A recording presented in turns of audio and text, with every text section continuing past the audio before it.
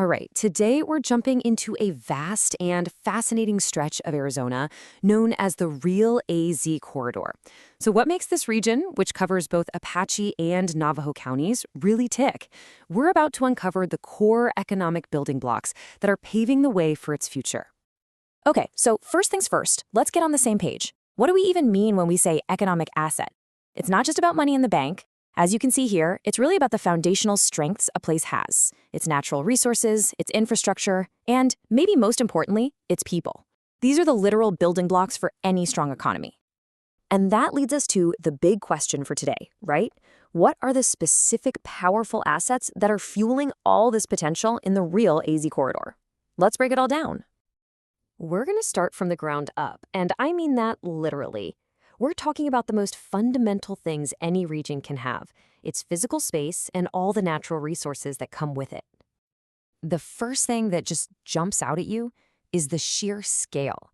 We're talking over 21,000 square miles. I mean, think about that for a second. That is a massive, wide-open canvas for huge industrial projects, sprawling renewable energy farms, all without the tight constraints you find in more crowded places. But it's not just about empty space. What's really incredible here is the diversity of the resources. You've got the world's largest continuous stand of ponderosa pine, which is a huge deal for biomass and green construction. You have fantastic solar and wind potential. And then there's what's under the ground, huge deposits of critical minerals like potash, which, by the way, are absolutely essential for global food security. And speaking of that energy potential, just look at this number, between 280 and 290 days of sunshine every single year. This place isn't just sunny, it's a strategic goldmine for generating clean energy, which is perfect timing for a world that's hungry for renewables. Okay, but having all this amazing stuff is only half the story, right? You've got to be able to connect it to markets. And that brings us to our second key asset, infrastructure, both the physical kind and the digital kind. This table just lays it all out so clearly. The real AZ corridor is sitting right on top of major arteries of commerce. You have Interstate 40, a critical east-west highway, and the BNSF mainline railway cutting right through. So what does that mean? It means direct, reliable access for freight to get to huge markets like Phoenix, LA, and even down into Mexico. And in today's world, connectivity isn't just about asphalt and steel anymore. This new fiber network, that's a total game changer. It's bringing the high-speed internet that's absolutely essential for modern manufacturing, for logistics, and for supporting a remote workforce. We're talking about the digital highways of the future right here. So we've got the land, we've got the connections. But now let's talk about what might just be the most critical asset of all, the people. The skills, the talent, and the places that grow that talent. This is the human capital advantage. And here's the thing. The region already has a workforce with this incredible concentration of exactly the right skills. I mean, look at this list. Heavy construction, building materials, wood products. These aren't random. It's like a tailor-made talent pool just waiting for the right companies to arrive. And they're not just resting on what they have now. They're actively building for the future. You have institutions like Northland Pioneer College and NAVIT, and they aren't just teaching from a textbook. They are creating a direct pipeline of talent, with hands-on programs in welding and industrial tech, often working hand in hand with major industry players.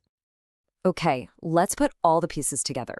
We have the land and the resources. We have the physical and digital connections. And we have a skilled and growing workforce. So where does that all lead? Let's connect the dots and see what kind of opportunities pop up. But when you look at all those assets, two key sectors just naturally rise to the top: renewable energy and advanced manufacturing. And what's so cool is how perfectly each one fits. Renewables tap right into that incredible sun, wind, and timber. Advanced manufacturing leverages that skilled workforce and all that open, development-ready land. It just makes sense. And listen, this isn't just a theory. It is already happening on the ground. Take a company like Zenihome, for instance. This quote really says it all. They're not just building one factory. They're creating a ripple effect. They're becoming an anchor that pulls in a whole ecosystem of local suppliers and support businesses. And that exact same idea, that ripple effect, applies perfectly to the energy sector. See, the real opportunity isn't just in building the solar farm itself. It's about attracting that entire supply chain that supports it. The companies making the components, the contractors doing the building, and the technicians who will service these things for decades. So, as you can see, these assets don't just work in isolation.